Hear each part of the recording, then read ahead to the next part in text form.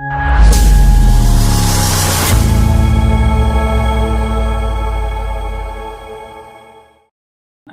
அறிஞர் இங்கர்சால் மிக அழகாக சொல்வார், குழந்தைகளுக்கு நம்ப கற்றுக் கொடுப்பதை விட சிந்திக்க கற்றுக் கொடுங்கள் என்கிறார்.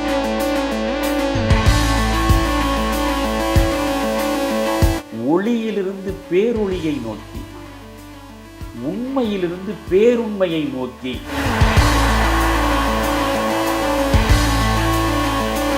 சாக்ரடீஸ் சொல்கிறான், தன்னளவில் பரிசோதிக்கப்படாத வாழ்க்கை வாழ தகுதியற்றது என்கிறான்.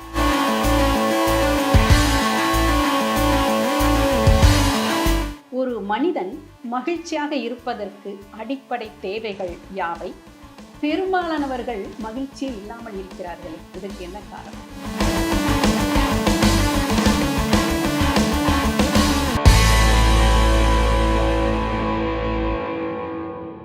தமிழருவி தர்பார் நேயர்களுக்கு வணக்கம். அன்றாடம் நம் வாழ்வில் அவ்வப்போது பல கேள்விகள் எழுவதுண்டு. அப்படி நம் மனதில் தோன்றும் கேள்விகளுக்கெல்லாம் நாம் பதிலை பெறுவதற்கு முயற்சிப்போம். மாபெரும் ஞானிகள், தீர்க்கதரிசிகள், சமய தலைவர்கள், சான்றாண்மை மிக்க பெரியோர்கள், பல துறைகளில் ஏராளமாக வாசித்து அறிவு விரிவு பெற்றவர்கள், அது தவிர வாழ்க்கையில் பல அனுபவங்களை அடைந்தவர்கள், இவர்களையெல்லாம் நாடி சென்று நம் மனதில் எழுகின்ற கேள்விகளுக்கெல்லாம் பதில் தேடுவதற்கு நாம் முற்படுவோம். கடந்த 60 ஆண்டு காலமாக தொடர்ந்து விரிந்த வாசிப்பு அனுபவமும் நிறைந்த வாழ்க்கை அனுபவமும் கொண்டவராகிய ஐயா தமிழருவி மணியன் அவர்களிடம் என்னுடைய மனதில் எழுகின்ற கேள்விகள், நேயர்களாகிய உங்கள் மனதில் தோன்றும் கேள்விகள், இவை அனைத்திற்கும் விடை தேடலாமே என்ற முயற்சியில் உருவானதுதான் விடை தேடும் வினாக்கள் என்ற இந்த பகுதி. ஐயா, இந்த விடை தேடும் வினாக்கள் என்ற இந்த தலைப்பு உங்களுக்கு பிடித்திருக்கிறதா? இதை பற்றி நீங்கள் என்ன நினைக்கிறீர்கள்? முதலில் உங்களுக்கு என்னுடைய வணக்கத்தை தெரிவித்துக் கொள்கிறேன் வாசுகி. விடை தேடும் வினாக்கள் அழகான தலைப்பு. உலகத்தில் எண்ணற்ற உயிரினங்கள் இறைவனால் படைக்கப்பட்டிருக்கின்றன. இறைவனை நம்பவில்லை என்றால் இயற்கையால் படைக்கப்பட்டிருக்கின்றன என்றும் அவர்கள் எடுத்துக்கொள்ளலாம். இந்த எண்ணற்ற உயிரினங்களில் சிந்திக்கும் ஆற்றலை பெற்றது மனித இனம் மட்டும்தான். சிந்திக்கும் ஆற்றல் மட்டும் மனிதர்களுக்கு இல்லை என்றால் விலங்குகளுக்கும் மனிதர்களுக்கும் வேறுபாடே இருக்க வாய்ப்பில்லை. நன்றாக யோசித்து பாருங்கள். 2000 ஆண்டுகளுக்கு முன்னாலேயே குதிரை இருந்திருக்கிறது, பல விலங்குகள் இருந்திருக்கின்றன. 2000 ஆண்டுகளுக்கு முன்னால் ஒரு குதிரை எப்படி ஓடியதோ, எப்படி மணலில் புரண்டதோ, எப்படி நீரை குடித்ததோ, மாறாமல் இன்றும் அதைத்தான் செய்து கொண்டிருக்கிறது. குதிரை என்றில்லை, எல்லா விலங்குகளும் எல்லா பறவைகளும் அவற்றின் நடவடிக்கையில் எந்த மாற்றத்தையும் மேற்கொள்வதில்லை. ஆனால் மனிதன் மட்டும் மாறிக்கொண்டே இருக்கிறான். 2000 ஆண்டுகளுக்கு முன்பு இருந்தார் போல என்பதல்ல, நேற்று இருந்த மனிதன் இன்று மாறுபடுகிறான். இந்த மாற்றம் மனிதர்களுக்கு மட்டுமே வந்து வாய்ப்பதற்கான அடிப்படை காரணமே சிந்திக்கும் ஆற்றல் தான். அதனால்தான் டெக்கார்தோ என்கிற மிகச்சிறந்த பொருளியல் நிபுணர் ஒரு வரி அழகாக சொன்னார், ஐ திங்க் தேர்ஃபோர் ஐ ஆம் என்று சொன்னார். ரொம்ப ஆழமாக யோசிக்க வேண்டியது. ஐ திங்க் தேர்ஃபோர் ஐ ஆம், நான் சிந்திக்கிறேன், ஓ அதனால்தான் நான் மனிதனாக இருக்கிறேன். காரணம், மனிதனுக்கு மட்டும்தான் சிந்தனை சொந்தமானது. நீங்கள் காரல் மார்க்ஸ் கண்மூடினார். காரல் மார்க்ஸ் கண்மூடிய பொழுது அவனுடைய உற்ற நண்பன் ஏங்கல்ஸ் இறுதி அஞ்சலி செலுத்துகிறார். அந்த இறுதி அஞ்சலி செலுத்தும் பொழுது ஏங்கல்ஸ் குறிப்பிடுகிறார், காரல் மார்க்ஸ் தன் வாழ்வில் முதன்முறையாக சிந்திப்பதை நிறுத்திவிட்டான் என்றார். அப்படி என்றால் ஆமாம், அப்படி என்றால் வாழ்வு என்பதே சிந்தனை சார்ந்தது தான். எப்பொழுது நீங்கள் மரித்து போகிறீர்களோ அப்பொழுதே சிந்தனை உங்களிடமிருந்து விடைபெற்றுக் கொள்கிறது. இந்த சிந்தனை என்பது மிக மிக முக்கியமானது. இந்த சிந்தனை நமக்குள்ளே இருப்பதனாலே தான் நமக்குள் மாற்றம் என்ற வித்து விழுகிறது. மாற்றம் என்ற வித்து தான் வளர்ச்சி என்பதற்கான ஆணிவேராக இருக்கிறது. நாம் பேசுகிற மொழி, நம்முடைய இலக்கியம், கலை, தத்துவம், அறிவியல் என்று எல்லாவற்றையும் நீங்கள் பார்த்தாலும் அவை அனைத்துமே நம்முடைய சிந்தனையில் மலர்ந்தவை தான். எனவே இந்த சிந்தனை என்பது மிக மிக முக்கியமானது. ஆனால் நாம் நிறைய கேள்விகளை நமக்குள்ளே வைத்திருக்கிறோம். நாம் எங்கிருந்து வந்தோம், எங்கே செல்லப் போகிறோம், பிறப்பதற்கு முன்பு என்னவாக இருந்தோம் என்பது ஒரு கேள்வி, இறந்த பிறகு என்ன ஆகப் போகிறோம் என்பது இன்னொரு கேள்வி. இரண்டு கேள்விகளுக்கு இடையே தான், எப்படி இரண்டு கரைகளுக்கு இடையே நதி ஓடிக்கொண்டிருக்கிறதோ அப்படி விடை தெரியாத இரண்டு வினாக்களுக்கு இடையே தான் மனித வாழ்க்கையே நடந்து கொண்டிருக்கிறது. ஆனால் இதை பற்றிய ஆய்வை மனிதன் செய்ய முற்பட்டு விட்டான். காரணம், அவனால் சிந்திக்க முடிகிறது. இந்த சிந்தனையின் விளைவாக இந்த புரியாத புதிர்களுக்கெல்லாம் விடை காணும் முயற்சியில் ஈடுபடுகிறான். இயற்கையினுடைய எல்லா புதிர்களையும் இன்று வரையில் நம்மாலே கண்டெடுக்க முடியவில்லை. எத்தனையோ அவிழ்க்க முடியாத மர்ம முடிச்சுகளோடு தான் இயற்கை நம்மோடு கண்ணாமூச்சி விளையாடுகிறது. இதில் ஒவ்வொரு முடிச்சையும் அவிழ்ப்பதற்காக நாம் முனைந்து வெற்றியை பெறுவதற்கான நிலையில் கூட விழுந்துபட்டு தோல்வியைத்தான் தழுவி கொண்டிருக்கிறோம். மிக முக்கியமாக அன்று தொட்டு இன்று வரை மரணம் குறித்து மனிதன் நிறைய சிந்திக்கிறான். மரணத்திற்கு பிறகு என்ன ஆகும் என்பது குறித்து அவன் மனதுக்குள் ஏராளமான கேள்விகள் எழுகின்றன. ஏன் இந்த நிலையாமை நமக்கு இருக்கிறது என்பது பற்றிய ஏக்கமும் அவனுக்குள்ளே இருக்கிறது. இவற்றிற்கான விடை கிடைக்கவில்லை. விடை கிடைக்காத நிலையிலேதான் அவன் கண்டெடுத்தது இரண்டு. ஒன்று மதம், இன்னொன்று கடவுள். பிறப்புக்கு முன்பு என்னவாக இருந்தோம் என்பது இவனுக்கு தெளிவாக தெரிந்து, இறப்பதற்கு பின்பு என்ன நடக்கும் என்பது இவனுக்கு தெளிவாக புரிந்துவிட்டால் கடவுளுக்கும் இடமில்லை, மதத்திற்கும் இடமில்லை. எனவே இரண்டு சூனியங்களுக்கு இடையில் இந்த வாழ்க்கை நடக்கிற பொழுது அது குறித்து அவன் சிந்திக்க தொடங்கினான். விடை தெரியாத நிலையில் மதத்தையும் கடவுளையும் அவனாகவே படைத்து அமைதி கொள்கிறான். சிந்தனை என்பதுதான் மிக முக்கியம். அதனால்தான் அமெரிக்க அறிஞர் இங்கர்சால் மிக அழகாக சொல்வார், குழந்தைகளுக்கு நம்ப கற்றுக் கொடுப்பதை விட சிந்திக்க கற்றுக் கொடுங்கள் என்கிறார். சிந்திக்க கற்றுக் கொடுப்பது தான் முக்கியம். சிந்தனை தான் கேள்விகளின் அடித்தளமாக அமைகிறது. ஒவ்வொரு கேள்வியும் ஒரு விடையை தேடி நம்மை இயக்குகிறது. ஆனால் துரதிர்ஷ்டவசமாக எல்லா கேள்விகளுக்கும் நம்மால் விடை காண இயலவில்லை. அதனாலே தான் ஏன் என்ற கேள்வி ஒன்றே என்றைக்கும் தங்கும், மனிதன் இன்ப துன்பம் அனைத்திலும் கேள்விதான் மிஞ்சும் என்று அழகாக கண்ணதாசன் பாடுகிறார். ஏன் என்ற கேள்வி இங்கு இல்லாமல் வாழ்க்கை இல்லை என்று வாலி பாடுகிறார். எனவே இந்த கேள்விகள் என்பவை மிக முக்கியமானவை. நபிகளார் ஒரு இடத்தில் அழகாக சொல்வார், அறிவின் திறவுகோல் நாம் எழுப்பக்கூடிய கேள்விகள் என்று.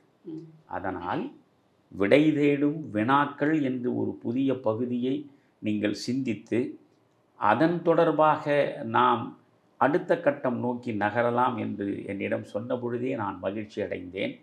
அதனால் இந்த விடை தேடும் வினாக்கள் பகுதி சிறப்பாக அமையும் என்று நம்புகிறேன்.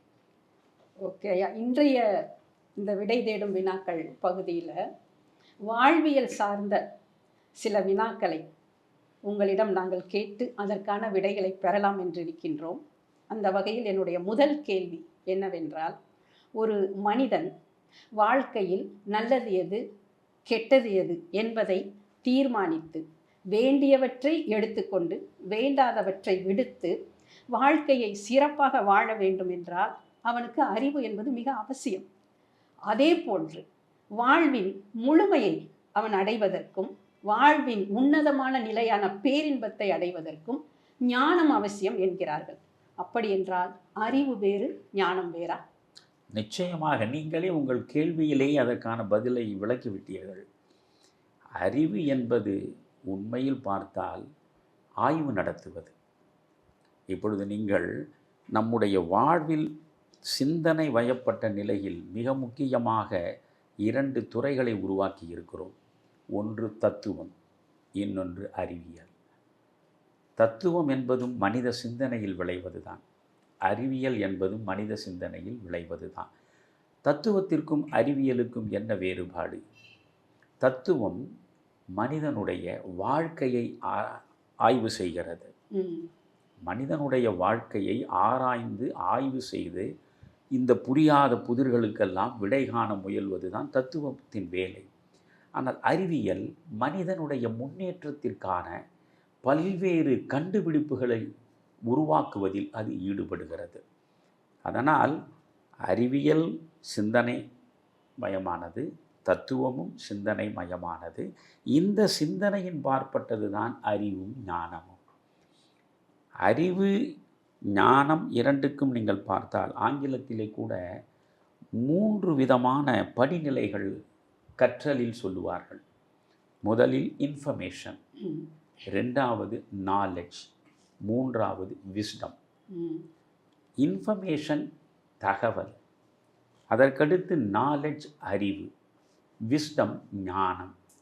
எனவே தகவல்களிலிருந்து ஞானத்தை நோக்கி நடப்பது தான் மனித வாழ்க்கை. இங்கே நாம் முதலில் நிறைய செலவழித்து நம் பிள்ளைகளை சிறந்த கல்வியை பெற வேண்டும் என்பதற்காக எவ்வளவு முயன்று பார்க்கிறோம். பிள்ளைகளும் ஏராளமாக படிக்கிறார்கள். அவர்கள் அனைவரும் பெறக்கூடியவை வெறும் தகவல்கள் தான். புரியுதுங்க? They are acquiring only information, not knowledge. வெறும் தகவல்களை புத்தகங்களிலிருந்து அவர்கள் பெறுகிறார்கள். இந்த தகவல்களோடு நின்றுவிட்டால் மனித வாழ்வில் மிகப்பெரிய மன வளர்ச்சிக்கு வாய்ப்பு கிடையாது. எனவே இதற்கு அடுத்த கட்டம் நாலெட்ஜ். இந்த புத்தகங்களிலிருந்து பெறக்கூடிய தகவல்களிலிருந்து கொஞ்சம் வெளியே வந்து வாழ்க்கை நமக்கு தரக்கூடிய அனுபவங்களிலிருந்து பெறக்கூடியது தான் அறிவு. அந்த அறிவினுடைய முதிர்ச்சியில் சென்று நாம் சேருமிடம்தான் ஞானம். அறிவுக்கும் ஞானத்துக்கும் இடையில் இருக்கக்கூடிய இடைவெளியை முதலில் எல்லா மக்களும் புரிந்து கொள்ள வேண்டும். இப்பொழுது நீங்கள் பாருங்கள், ஒரு முழுமையான பொருள் ஒன்று இருக்கும். அந்த முழுமையான பொருளை பகுதி பகுதியாக பிரித்து பிரித்து அவற்றிற்கு பெயர் வைத்து ஆராயத் தொடங்குவது தான் அறிவு. ஆனால் பகுதி பகுதியாக பிரிந்து கிடக்கக்கூடியவற்றையெல்லாம் ஒன்றாக சேர்த்து இணைத்து அவற்றுக்குள் ஒரு முழுமையை கண்டெடுக்க முனைவது தான் ஞானம். எனவே அறிவு என்பது பிரித்து பார்ப்பது, ஞானம் என்பது இணைத்து பார்ப்பது.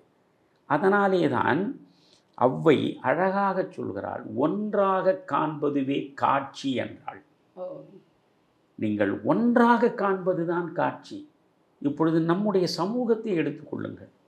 நாம் சாதி வழிபட்டு பிரிந்து நிற்கிறோம், மத வழிபட்டு பிரிந்து நிற்கிறோம், இன வழிபட்டு பிரிந்து நிற்கிறோம், மொழி வழிபட்டு பிரிந்து நிற்கிறோம், ஏன் நாட்டின் எல்லைகள் வழிபட்டும் நாம் பிரிந்து நிற்கிறோம். உலக மனிதர்களாக நாம் முன்னிணைந்து இன்று வரை இருப்பதற்கான முயற்சிகளை பெரிதாக முன்னெடுக்கவில்லை. இப்படி தனித்தனியாக பிரித்து வைப்பது எது? அறிவு. பிரிந்து கிடக்கக்கூடியவற்றையெல்லாம் ஒன்றாக இணைத்து வைக்கக்கூடியது எது? அதுதான் ஞானம். அந்த ஞானம் என்பதுதான் பேருண்மை. உண்மையிலிருந்து பேருண்மையை நோக்கி போவது. நீங்கள் விவேகானந்தர் சொல்வதை முக்கியமாக இங்கே நினைவுபடுத்த விரும்புகிறேன். பொதுவாக உபநிடதத்தினுடைய கருத்தை வெளிப்படுத்துகிற எல்லா பெரியோர்களும் எப்படி சொல்லுவார்கள் என்றால், இருளிலிருந்து ஒளியை நோக்கி, பொய்யிலிருந்து உண்மையை நோக்கி நம்மை நடக்க வைப்பதுதான் உபநிடதங்களின் நோக்கம் என்று சொல்லுவார்கள்.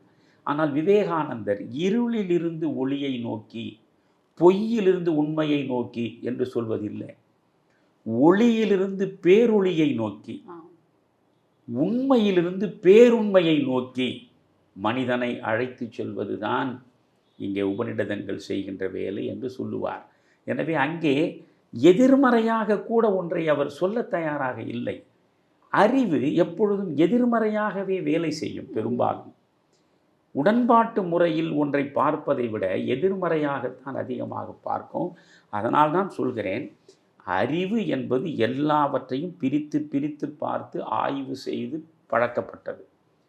பிரிந்து கிடப்பதையெல்லாம் ஒன்றாக இணைத்து இணைத்து முழுமை காண முயல்வது தான் ஞானம். இந்த இரண்டுக்கும் இடையில் இருக்கிற வேறுபாட்டை நாம் உணர்ந்து கொண்டால் எது அறிவு எது ஞானம் நமக்கு தெளிவாகவே தெரிந்துவிடும். ரொம்ப ரொம்ப அழகாக சொல்லியிருக்கீங்க ஐயா. இது வரைக்கும் கொஞ்சம் அந்த மனசில் அந்த டவுட் இருந்தவங்களுக்குலாம் இதை ரொம்ப கிளியர் பண்ணியிருக்கும். ரொம்ப மகிழ்ச்சி. நம்மை சுற்றி இருப்பவர்கள் நமக்கு துன்பத்தை தருபவர்களாகவும் தீய செயல்களை செய்பவர்களாகவும் இருந்தால் அவர்களிடமிருந்து நம்ம எப்படி பாதுகாத்து கொள்வது? புத்தர் மிக அழகாக இதற்கு ஒரு வழியை காட்டுகிறார். உலகம் முழுவதும் முட்கள் நிரம்பி கிடக்கின்றன என்றால் உலகம் முழுவதும் இருக்கக்கூடிய முட்கள் அனைத்தையும் ஒரு பொருளால் மூடி மறைத்து விட முடியாது.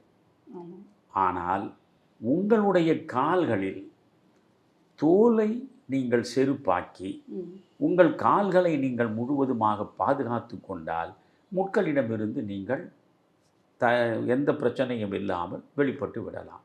முட்களால் உங்களுக்கு சேதம் வராது. எனவே உலகம் முழுவதும் இருக்கக்கூடிய முட்களை மூடுவதற்கு நம்மிடம் பொருள் இல்லை. ஆனால் அந்த முட்களிலிருந்து தப்பித்து கொள்வதற்கு நம்மிடம் நிறைய சாதனங்கள் இருக்கின்றன. அதனால் நீ உலகம் முழுவதும் முட்கள் இருக்கின்றனவே என்று கவலைப்படுவதை முதலில் விடு.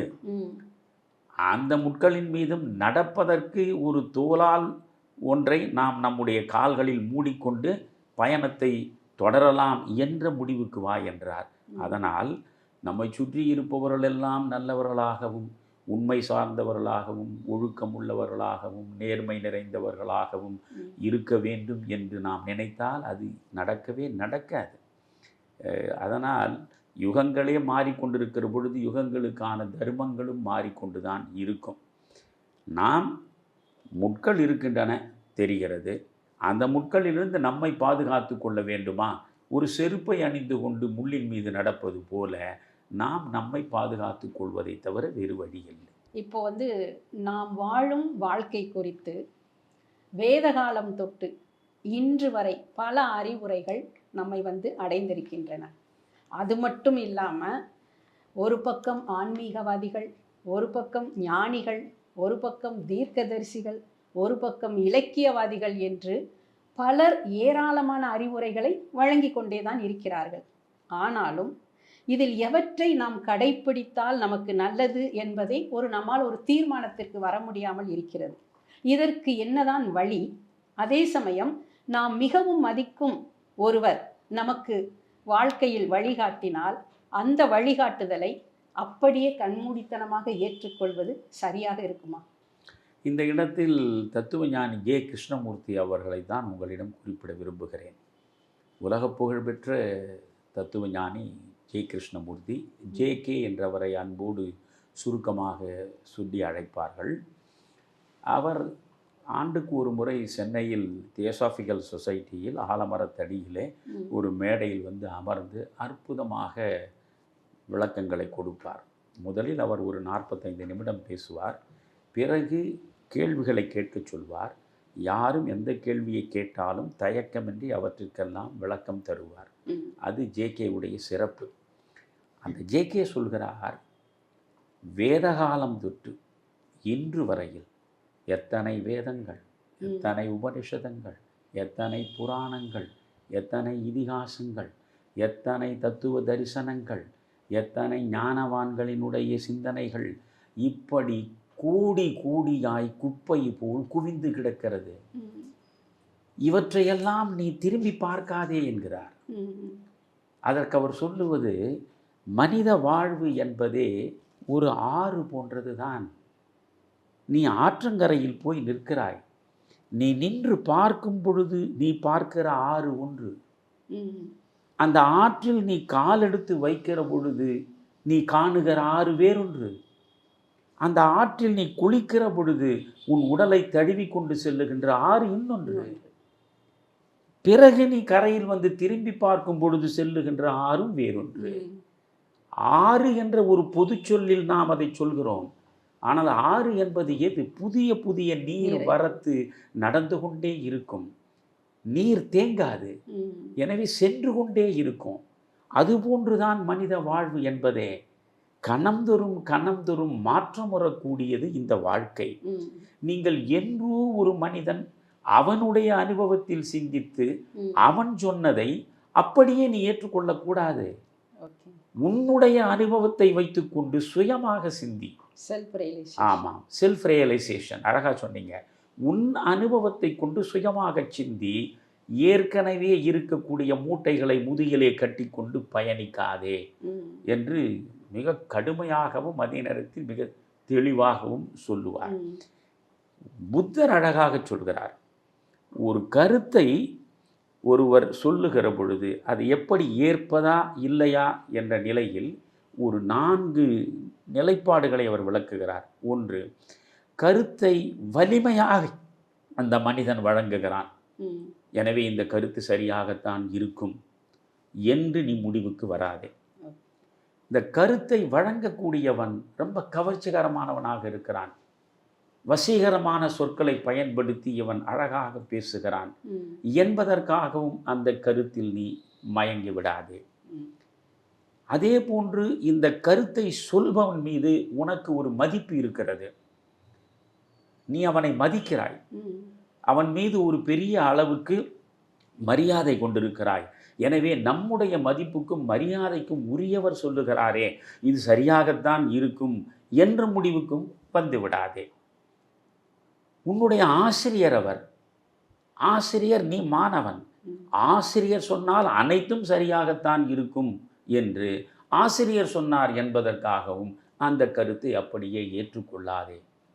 யார் எதை சொன்னாலும் சொன்னவருடைய கருத்து அது. ம். இதுதான் ஜேகேவுடைய சிந்தனைக்கு பக்கத்திலே இருப்பது. ம். ஜேகேவும் புத்தரிடமிருந்து தான் இதை கடன் வாங்கி இருப்பார். ம். சொன்னவர் கருத்து அது. நீ உனக்குள் சென்று உன்னுள் சுயமாக சிந்தித்து ம். நீ உன் சுய சிந்தனையின் மூலமாக பெறக்கூடிய முடிவு எதுவோ அந்த முடிவை ஏற்று செயற்படுத்த வேண்டுமே தவிர ம். இவர் சொன்னார் என்பதற்கோ, அவர் அழகான மனிதர் அழகான சொற்களில் சொன்னார் என்பதற்கோ, இவர் நம்முடைய மரியாதைக்குரியவர் என்பதற்காகவோ, இவர் நம்முடைய ஆசான் என்பதற்காகவோ அவர்கள் சொன்னதை நீ ஏற்றுக்கொள்ள வேண்டிய அவசியம் இல்லை. ம். இதைத்தான் பின்னாலே வருகிற சாக்ரடீஸ் சொல்கிறார். அவர் சொன்னார் இவர் சொன்னார் என்று எவர் சொன்னாலும் கேட்காதே. ம். சொன்னதை சிந்தி. உன்னளவில் உள்ளே போ. ம். இது சரியானது தானா என்று நீ சிந்தித்து தேர்ந்து தெளிந்து அதன் பிறகு ஒரு முடிவுக்கு வா என்பதுதான் சாக்ரடீஸ் சொல்வது. பெரியாரை அதைத்தான் நம் வாழ்காலத்தில் சொன்னார். ம். நான் சொல்கிறேன் என்கிற ஒரு காரணத்திற்காகவே கண்ணை மூடிக்கொண்டு நீங்கள் எதையும் ஏற்றுக்கொள்ள வேண்டிய அவசியம் இல்லை. இவன் ஏன் சொன்னான், எதற்காக சொன்னான், இவன் சொன்னது சரிதானா என்று உங்களுக்குள்ளே சிந்தித்து ஒரு முடிவை எடுங்கள் என்றார். எனவே நீங்கள் புத்தர் காலம் தொட்டு பெரியார் காலம் வரையில் பார்த்தால் அடுத்தவர் சொல்கிறார் என்பதற்காக நாம் அவற்றை ஏற்க வேண்டும் என்பதில்லை. நம் மனம் என்ன சொல்கிறது, ஓகே. நாம் மனம் என்ன சொல்கிறது என்பதை எப்படி கண்டெடுக்க முடியும்? நமக்குள்ளே நாம் செல்ல வேண்டும். அதைத்தான் சொல்லுவார்கள் தற்சோதனை. நீங்கள் செல்ஃப் ரியலைசேஷன் என்று சொன்னீர்கள் அல்லவா, செல்ஃப் இன்ட்ராஸ்பெக்ஷன், தற்சோதனை. அதைத்தான் சாக்ரடீஸ் சொல்கிறான், தன்னளவில் பரிசோதிக்கப்படாத வாழ்க்கை வாழ தகுதியற்றது என்கிறான். ம். எனவே நமக்குள் பரிசோதனை நடக்க வேண்டும். நீங்கள் அறிவியல் கூடத்தில் 1000 பரிசோதனைகளை செய்வது முக்கியமில்லை. உங்களுக்குள் சென்று நீங்கள் நடத்தக்கூடிய தற்சோதனை இருக்கிறதே, அதுதான் உங்களுக்கானது என்கிறான். எனவே நமக்குள் சென்று தற்சோதனை செய்து எது சரி என்பதை நாம் ஏற்று நடக்க வேண்டுமே தவிர இவர் சொன்னார் அவர் சொன்னார், இந்த ஞானியார் சொன்னார், அந்த சாமியார் சொன்னார் என்பதற்கெல்லாம் நாம் தலையாட்டலாகாது. ஐயா, பொதுவா எல்லா வகையிலுமே ஒரு மனிதன் உணர்வுகளாலும் எண்ணங்களாலும் செயல்களாலும் எந்தவித குறையும் இல்லாமல் இருந்தால்தான் அவன் வாழ்வில் நிறைவை பெற முடியும் என்று சொல்கிறார்கள். அப்படி நிறைவை பெற்றவனால் மட்டுமே இறைமையையும் அடைய முடியும் என்கிறார்கள். அப்படியென்றால் ஒரு குறைகளே இல்லாமல் நிறைவு பெற்ற மனிதனாக பூரணத்துவம் பெறுவது சாத்தியமாகுமா? பூரணத்துவம் என்பது ஆங்கிலத்தில் பெர்ஃபெக்ஷன் என்று சொல்கிறோம். ம். பூரணத்துவம் இல்லாத நிலை என்பது இம்பெர்ஃபெக்ஷன் ம். என்றும் சொல்கிறோம்.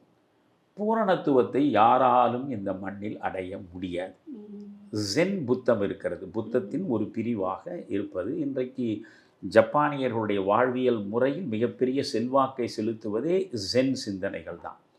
அந்த ஜென் புத்தம் சொல்கிறது பூரணத்துவம் என்பதே பொய்த்தோற்றம் என்கிறது. ம். பூரணத்துவம் என்பது பொய்த்தோற்றம் என்பதை முதலில் நீ புரிந்து கொள்.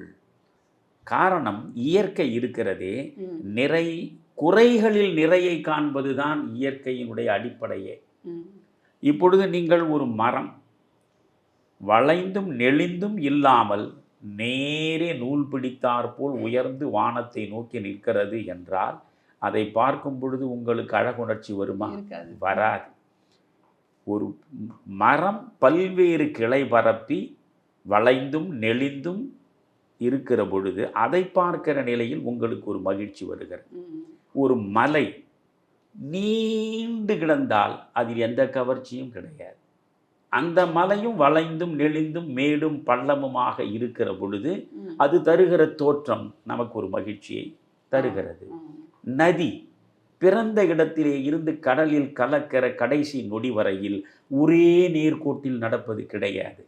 நதியின் அழகே அது வளைந்தும் நெளிந்தும் ஏறியும் இறங்கியும் செல்லுகிற அந்த நிலையில்தான் இருக்கிறது. எனவே இயற்கை நமக்கு என்ன சொல்கிறது?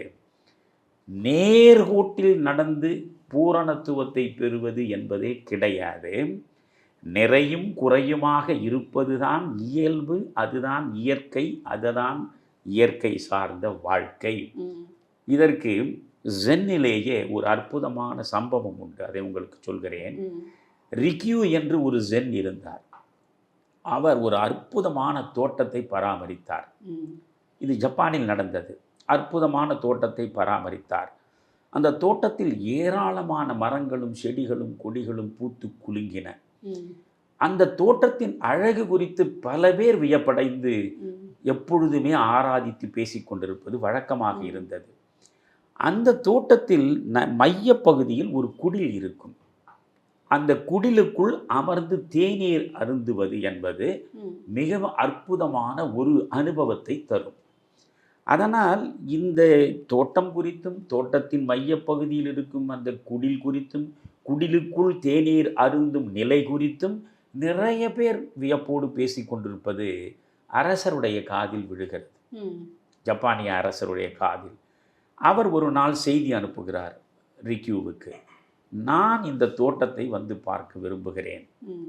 உங்கள் தோட்டத்தில் வந்து உங்களுடைய குடிலில் உங்களோடு அமர்ந்து ஒரு தேநீர் அருந்த விரும்புகிறேன் என்கிறார். ரொம்ப மகிழ்ச்சி ஜென் ம். ரிக்யூவுக்கு ஏற்பட்டது. உடனே அரசர் வரப்போகிறார் என்பதற்காக தன் சீடர்களை எல்லாம் வைத்து தோட்டம் முழுவதையும் துப்புரவு செய்கிறார். ம். அந்த தோட்டத்தின் நிலப்பரப்பில் ஒரு இடத்தில் கூட ஒரு இலையோ தழையோ குப்பையோ எதுவுமே இல்லாமல் அவ்வளவு பரிசுத்தமாக அதை செய்து முடிக்கிறார். செய்து முடித்த பிறகு தூரத்திலே நின்று கொண்டு இந்த தோட்ட பகுதியை பார்க்கிறார். அதில் அவருக்கு நிறைவு இல்லை. தோட்டம் தோட்டமாக இல்லையே, இதில் ஏதோ அழகு குறைகிறதே ம். என்று யோசிக்கிறார். உடனே வந்து மரக்கிளைகளை எல்லாம் கரங்களாலே பற்றி இழுத்து இலைகளை உதிர்த்து கீழே விழும்படி செய்கிறார். இலைகள் உதிர்ந்து நிலத்தில் விழுகின்றன. ம். விழுந்த இலைகள் காற்றின் மூலமாக பரவலாக சிதறி போய் ஆங்காங்கு சூழ்ந்து கொள்கின்றன. இப்பொழுது பார்க்கிறார், ஆஹா, இப்பொழுதுதானே தோட்டமாக இது தெரிகிறது. ம்.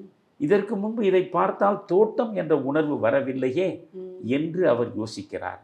அப்படி என்றால் ஒரு குப்பையும் இல்லாமல் ஒரு இலையும் இல்லாமல் ஒரு சருகும் இல்லாமல் இருப்பதுதான் பூரணத்துவம் என்று நீங்கள் நினைத்தால் அந்த பூரணத்துவத்தில் அழகு இல்லை, ஓகே. அந்த பூரணத்துவம் அவசியமில்லை என்பதுதான் ரிக்யூவிலே சம்பவம். ம். எப்பொழுதுமே இந்த ஜப்பானியர்கள் வாழ்க்கை முறையில் டீ வே என்று சொல்லுவார்கள். ம். தேநீர் வழி. அந்த குடிலில் போய் அமர்ந்து தேநீர் குடிப்பதை பற்றி ஒரு ஜென் வாசகமே உண்டு. ம். You try to live with your tea என்பது. ம். தேநீரோடு வாழ பழகு என்பது ஒரு ஆழ்ந்த அர்த்தத்தை தரக்கூடிய வாசகம். அதை நான் விளக்குவதென்றால் 1 மணி நேரம் ஆகும். அதனால் என்ன சொல்கிறேன், பூரணத்துவம் பர்ஃபெக்ஷன் என்பது நீங்கள் முயன்றாலும் நடக்காது. எனவே குறையும் நிறையும் உள்ளதாகத்தான் இயற்கை நமக்கு முன்னாலே தோற்றம் தருகிறது. இயற்கை சூழலில் வாழக்கூடிய மனிதர்களாகிய நாமும் குறையும் நிறையும் உள்ளவர்களாகத்தான் வாழ முடியும். பூரணத்துவம் என்பது பொய்த் தோற்றம் என்று ஜென் புத்தம் பேசுகிறதே, அதுதான் உண்மை. இப்போ நீங்க சொல்றதுல நான் என்ன எடுத்துக்கிட்டேன்னா, imperfection is beauty then perfection அப்படி சொல்லலாமா? உண்மை அதுதான். ஓகே. நீங்கள் இப்போ ஒரு நேர குச்சி மாதிரி இருக்கக்கூடிய மரம் என்பது simple of perfection, but there is no beauty. Yes. ஆனால் அந்த கிளையும் கொப்புமாக பறந்தும் விரிந்தும் சூழ்ந்தும் இருக்கக்கூடிய ஒரு மரம், அந்த மரத்தை பார்க்கிற பொழுது உங்களுக்கு ஏற்படுவது மகிழ்ச்சி அல்லவா? அது it is not perfect, it is imperfect actually, but it represents real beauty. அதுதான். அதனால் குறை ஒன்றும் இல்லை கண்ணா என்று நாம் பாடலாம், ஆனால் குறையில்லாத வாழ்க்கையே மனிதர்களுக்கு வாய்ப்பது கிடையாது. இப்போ ஒரு மனிதன் சமூகத்தில் நல்லவனாக இருப்பதற்கும் கெட்டவனாக இருப்பதற்கும் அந்த சமூக சூழல்கள் தான் காரணம் என்று சூழலியல் ஆய்வாளர்களும் உளவியல் நிபுணர்களும் கூறுகின்றார்கள். அப்படி என்றால் ஒரு மனிதனின் நடத்தை பாதிக்கப்படுவதற்கு அவன் வாழும் சூழல்தான் காரணம் என்பதை நீங்கள் ஒத்துக்கொள்கிறீர்களா? இல்லை, பரவலாகவே சூழலியல் ஆய்வாளர்கள், ஏன் இன்னும் சொல்ல போனால் உளவியல் அறிஞர்கள் கூட ஒரு மனிதனுடைய வாழ்வை நிர்ணயிப்பது அவன் சார்ந்திருக்கக்கூடிய சுற்றுப்புறச் சூழல் என்று தான் தெளிவாக சொல்கிறார்கள். நான் உங்களை பார்த்து கொண்டு கேட்கிறேன், சாக்கடை நீர் ஓடுகிறது, ஓடுகின்ற சாக்கடை நீரில் கரும்பு விளைகிறது. அழுக்கு படிந்த சாக்கடை நீரில் விளையக்கூடிய கரும்பு அதே மாதிரி சேரும் சகதியமாக அழுக்கு படிந்த சாக்கடை நீரில் விளையக்கூடியதாக ஒரு பாகல் கொடி அல்லது ஒரு மலர் செடி என்றே வைத்துக்கொள்ளுங்கள். இந்த அழுக்கு படிந்த சாக்கடை நீரை பயன்படுத்தி கொண்டு வளர்கிறதே அந்த கரும்பு தன் இனிப்பை இழக்கிறதா? இல்லை. பாகற்காய் தன் கசப்பை துறக்கிறதா? இல்லை. மலர் தன்னுடைய மனத்தை வெளிப்படுத்தாமல் இருக்கிறதா? மலர் அதே மனத்தை தான் தருகிறது, பாகற்காய் அதே இயல்பில் தான் கசப்பை தருகிறது, கரும்பு தன்னிலை மாறாமல் தன்னியல்போடு தான் இனிக்கிறது. எனவே சூழல்களால் ஒரு கரும்பு கெடுவதில்லை, ஒரு பாகல் கெடுவதில்லை, ஒரு மலர் கொடியோ மலர் செடியோ கெடுவதில்லை, மனிதன் மட்டும் கெட்டு போகிறான். காரணம் என்ன தெரியுமா? மனிதனுக்கு மட்டும்தான் மனம் இருக்கிறது. மனம் இருப்பதனாலே தான் மனிதன், மண் பிளஸ் இதன் என்பதுதான் மனிதன். மனம் நமக்கு இருக்கிறது. அந்த மனம் ஒழுங்காக இல்லாததனாலே தான் நாம் தவறி செல்கிறோம். அந்த மனத்தை நெறிப்படுத்தி வைத்து கொண்டால் நம்முடைய வாழ்க்கையை முறையாக நாம் கொண்டு போக முடியும். எனவே சூழலியல் நம்மை பாதிப்பது உண்மைதான். ஆனால் அந்த பாதிக்கக்கூடிய சூழலியல் என்னை பாதித்து விடாமல் பார்த்து கொள்வதற்கு நான் என்ன செய்ய வேண்டும்? என் மனதை நான் ஒழுங்காக வைத்து கொள்ள வேண்டும். அதனாலே தான் மனம் குறித்தும், அந்த மனம் எண்ணங்களற்ற நிலையை நோக்கி நடக்க வேண்டும் என்பதற்காக தியானம் குறித்தும், எண்ணங்கள் அற்ற நிலையில் மனம் அற்றுப்போகும், மனம் அற்றுப்போகிற நேரத்தில் நீங்கள் இறைமையோடு இரண்டர கலக்கக்கூடிய மெய்ஞானம் வாய்க்கும் என்றெல்லாம் பேசுகிற அவற்றை பற்றி இப்பொழுது நாம் விரிவாக பேச வேண்டாம். சூழலியல் நிச்சயமாக பாதிக்கும்.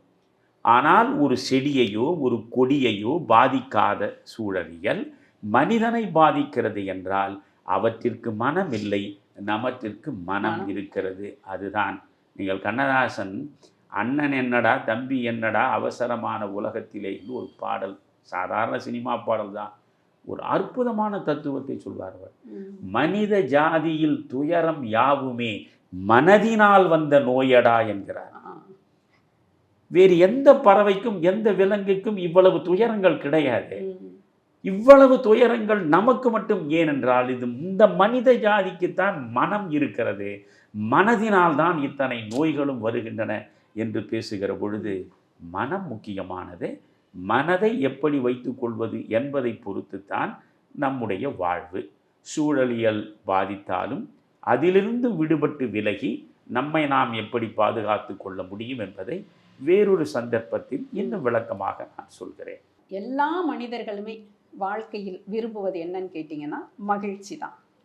அந்த மகிழ்ச்சியை தேடித்தான் எல்லா செயல்களையும் அவன் செய்கின்றான்.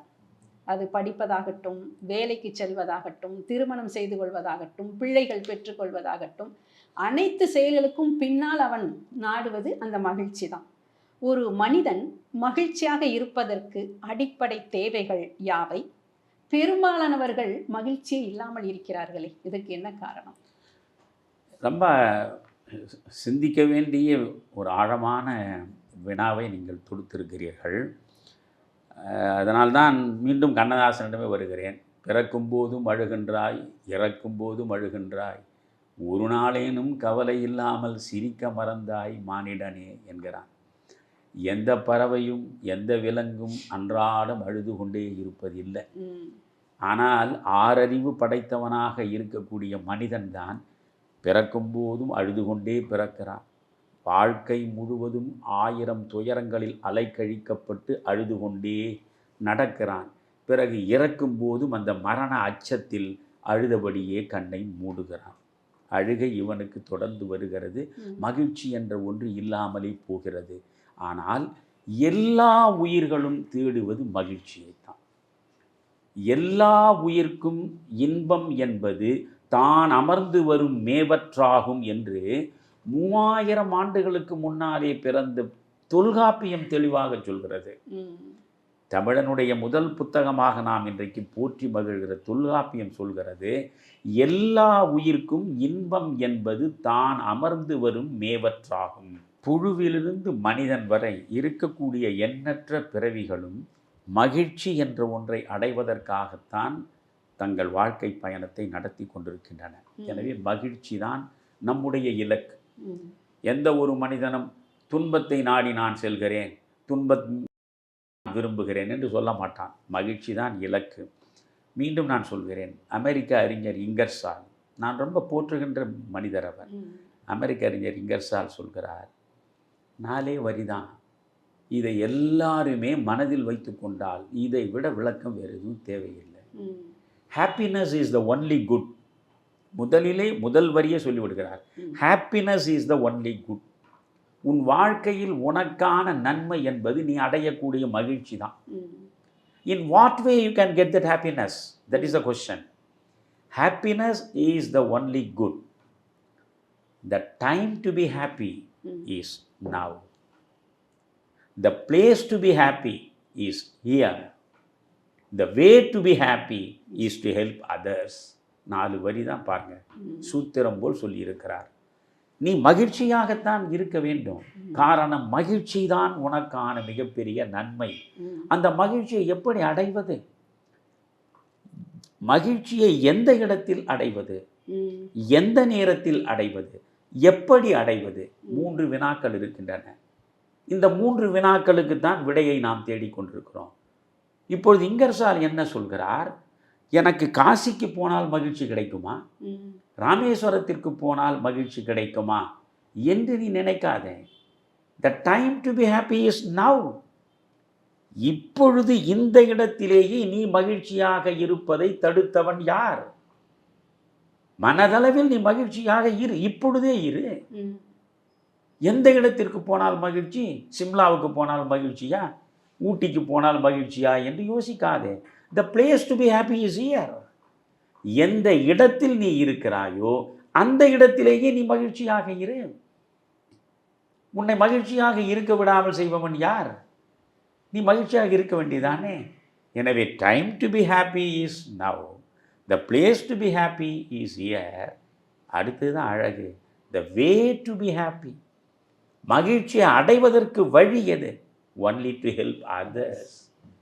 மற்றவர்களுக்கு உதவியாக நீ இருப்பதன் மூலம் பெறுகிற மகிழ்ச்சி இருக்கிறதே, அதற்கு இணையே கிடையாது.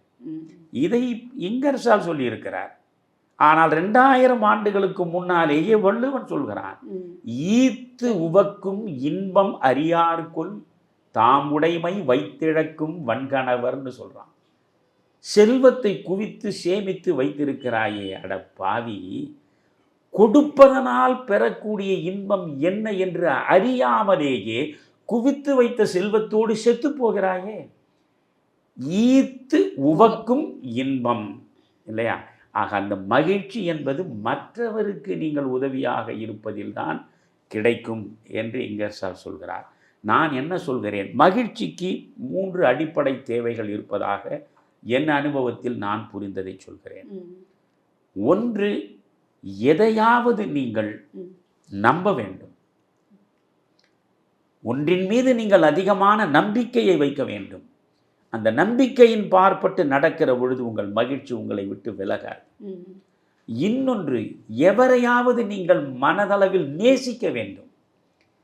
அந்த நேசம் நிறைந்திருக்கிற நெஞ்சத்தில் மகிழ்ச்சியை தவிர வேறொன்றும் இருக்காது. ஒன்று எதையாவது விரும்புவது, ஒன்று எதையாவது நம்புவது, ஒன்று எதையாவது நேசிப்பது. ஆக நான் ஒருவரை எல்லையற்று நேசிக்கிறேன், அவரை பற்றிய நேசத்தோடு நான் நடக்கிறேன் என்கிற பொழுது நான் எப்பொழுதும் மகிழ்ச்சியாக இருக்கிறேன். ஒன்றை நான் விரும்புகிறேன், அந்த விருப்பத்தின் பார்ப்பட்டுத்தான் நான் நடந்து கொண்டே இருக்கிறேன் என்கிற பொழுது எனக்கு துயரமே கிடையாது. புரிகிறதா உங்களுக்கு? ஒன்றை நம்புவதும் ஒன்றை விரும்புவதும் ஒன்றை நேசிப்பதுமாக உங்கள் வாழ்வை நீங்கள் வகுத்து கொண்டால் மகிழ்ச்சியை தவிர எதுவுமே இல்லை. நீங்கள் ஆப்டிமிசம் என்று ஒரு கவிதை உண்டு. வில்காக்ஸ் என்ற கவிஞர் சொல்கிறார், எப்பொழுதும் மகிழ்ச்சியாக இரு, மகிழ்ச்சியை பற்றியே பேசு, பேசும் பொழுதெல்லாம் மகிழ்ச்சியை பற்றியே பேசு, சிந்திக்கும் பொழுதெல்லாம் மகிழ்ச்சியை பற்றியே சிந்தி. உன்னை மீறி ஏதாவது துயரம் சார்ந்த நினைவுகள் வந்தால் அவற்றை மொத்தமாக மூட்டை கட்டி ஒரு மௌன பரணில் போட்டு மூடிவிடு. மகிழ்ச்சியை பற்றி பேசு, மகிழ்ச்சியை பற்றி சிந்தி, மகிழ்ச்சியோடு இருக்கக்கூடியவரோடு சேர்ந்து இரு. உரத்த குரலில் நீ மகிழ்ச்சி மகிழ்ச்சி என்று பேசிக் கொண்டிருந்தால் அது இறைவனுடைய காதுகளில் விழும். இறைவன் பார்ப்பான், இவனை எப்பொழுது மகிழ்ச்சியாக வைத்துக் கொள்ள வேண்டும் என்று அவனே உன்னை மகிழ்ச்சி படுத்துவான் என்று ஒரு கவிதை இருக்கிறது.